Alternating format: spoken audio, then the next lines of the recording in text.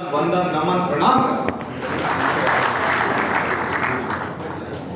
साथ ही बहुत ज्यादा समय नहीं लूंगा, बहुत जल्दी अपनी बात खत्म करूंगा।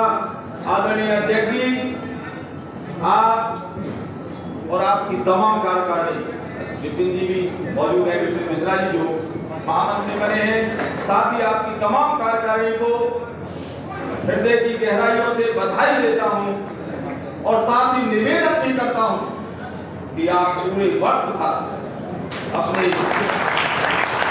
अधिवक्ता साथियों की जो भी समस्याएं होंगी सबका ध्यान, सबका ख्याल आप करेंगे।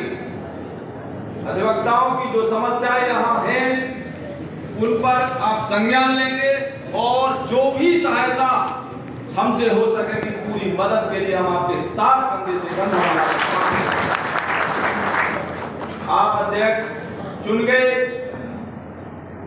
इसी के साथ देखिए, हर ऐसे ये तो विद्वानों की जमात है, वैसे भी आपको बता दें जहां विद्वान लोग होते हैं मत के नहीं होता, कहीं ना कहीं दिक्कतें आती रहती हैं, इसकी कोई बात नहीं, विद्वानों में तो ऐसा होता ही रहता है। लेकिन मैं जो कार्यकारिणी चुनी गई है, अध्यक्ष जी, मंत्री जी और तमाम कार्यकारिणी से निवेदन करूंगा, देखिए चुनाव सब जगह होते हैं, चुनाव में कुछ तलखियां भी आ जाती हैं, चुनाव ऐसा वैसे है आ जाता है, लेकिन चुनाव खत्म राजनीति खत्म। चुनाव के बाद कोई राजनीति नहीं होनी चाहिए, क्योंकि अधिवक्ताओं की एकमात्र जो ताकत है वो एक ही है, वैसे भी कलयुग में भी कहा संघे शक्ति कलयुग, तो आपकी एकमात्र ताकत है आपकी एकता। तो आपसे निवेदन भी रहेगा कि आप सबका ध्यान रखेंगे। हाँ, मुखिया किस तरीके का स्वभाव मुखिया का होना चाहिए, ऐसा ही एक पंक्ति में इस विषय पे भी बता देता हूँ। भगवान राम की पावन भूमि जिस पर स्वयं भगवान राम ने अपने ही मुखारबिंद से कहा है, अवधपुरी ममपुरी सुहावन और उत्तर दिश सरजू बह पावन। ऐसी नगरी में मैं आया, मैं धन्य हो गया। और ईमानदारी से बताऊं कि मेरा कोई यहाँ आने का उद्देश्य नहीं था, लेकिन जैसे ही मुझे बताया कि मध्य अयोध्या से बोल रहे हैं तो मुझे बड़ी प्रसन्नता हुई। अयोध्या का नाम दूंगा, मैं तत्काल सहमति में जरूर आऊंगा, लेकिन शर्त मैंने लगा दी कि मुझे दर्शन कराओगे तो आऊंगा। अध्यक्ष जी, मंत्री जी ने कहा कि हम दर्शन कराएंगे, तो स्वभाव जो मुखिया का है वो भी जो रामायण में लिखा उसी के अनुसार हम लोगों को करना चाहिए कि मुखिया मुखसा चाहिए। और अध्यक्ष जी का स्वभाव भी हमको लग रहा है, हालांकि कहा है कि जरा किसी को कुछ मिल जाता है तो चौड़ जाता है, बहुत उसमें अहंकार आ जाता है, लेकिन मुझे वो स्वभाव अध्यक्ष जी का, महामंत्री जी मुझे बराबर मिल रहे हैं, मुझे नहीं लग रहा है। वैसे ही मनुष्य को जब कुछ मिल जाए तो आदमी का स्वभाव में परिवर्तन नहीं आना चाहिए, हमें सीखना चाहिए प्रकृति से। फल भारत से विकट करूं रहे भूमि निजराई और परोपकारी पुरुष जे नवहि सुसंपत्ति पाई। वो स्वभाव मुझे यहाँ दोनों आपके पदाधिकारियों का दिखाई दे रहा है, बड़े सज्जन स्वभाव लग रहे हैं। तो मैं ये भी निवेदन करूंगा कि आप जो है एक मुखिया का बहुत अच्छे से फर्ज निभाएंगे और मुखिया का ऐसे निभाएंगे कि मुखिया मुखसा चाहिए, खान पान का एक और पालई पोसई सकल तुलसी सहित मिले। अभी हड़ताल पर भी बहुत चर्चाएं हो रही थी, सब मंचों पे हड़ताल की चर्चा। हड़ताल नहीं होनी चाहिए, हड़ताल गलत है, हड़ताल पर दुनिया भर की चीजें आ रही और तो माननीय भी रोज प्रतिबंध लगा रहे हैं। अभी हमने हापुड़ के मसले को लेकर के हड़ताल हुई, बहुत सारी दिक्कतें आई, लेकिन आपको बता दे रहे हैं बार काउंसिल के हमारे साथी बैठे हैं जिन्होंने कंधे से कंधा मिलाकर हमारे साथ काम किया और बिल्कुल तय कर लिया कि अधिवक्ताओं के मान सम्मान से बार काउंसिल कोई समझौता नहीं करेगा, नतीजा कुछ भी। फिर भी कुछ चीजें, चूंकि मैं यहाँ तमाम विद्वानों की बचत में हूँ, कुछ चीजें हमको करनी चाहिए। आपने बड़े बड़े महान लोगों के, हमारे पूर्वज डॉक्टर राजेंद्र प्रसाद जी, सरदार वल्लभ, ये तमाम हमारे पूर्वज, आज इन्होंने जो समाज को दिया,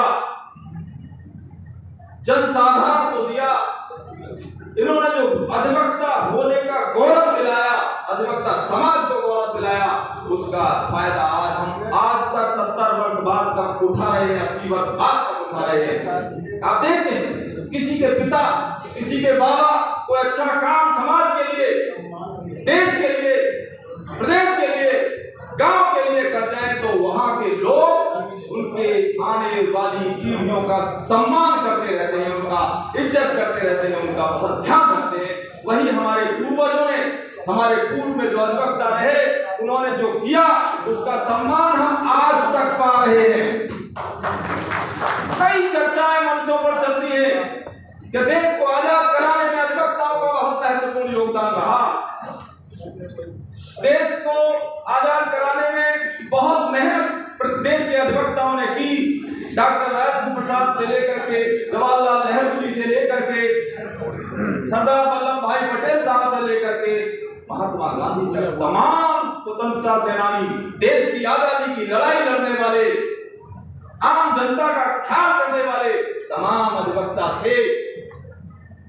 और ये भी बात सच है, देश को की जनता की लड़ाई लड़ने का काम, देश को आजाद कराने का काम यदि देश के अधिवक्ताओं ने किया तो इस देश की न्यायप्रिय जनता ने उनको सम्मान देने में कोई कसर नहीं छोड़ी।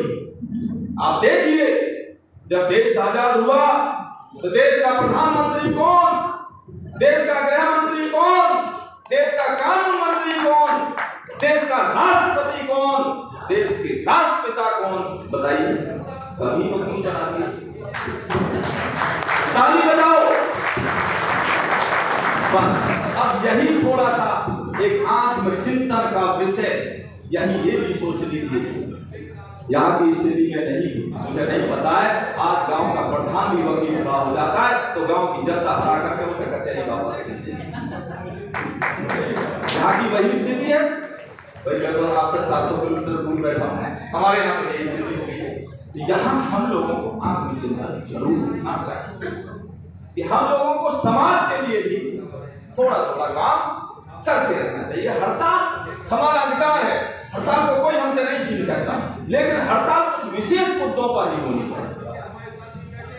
जहां हमारे मंत्री से आपका विषय था, अधिवक्ता समाज के मान सम्मान की बात करी थी, हम लोगों ने किसी भी प्रकार का कोई समझौता कहीं नहीं किया और आज बार की लड़ाई के लिए तैयार रहे। अधिवक्ताओं के मान सम्मान की लड़ाई को हम लोगों ने जीता और उसमें ताकत थी आप लोगों की, आप लोगों की बहुत महत्वपूर्ण, प्रदेश के 4 लाख अधिवक्ताओं की बहुत महत्वपूर्ण भूमिका थी। पूरा प्रदेश के अधिवक्ता लामबंद रहे तो एकता ही हमारी ताकत है।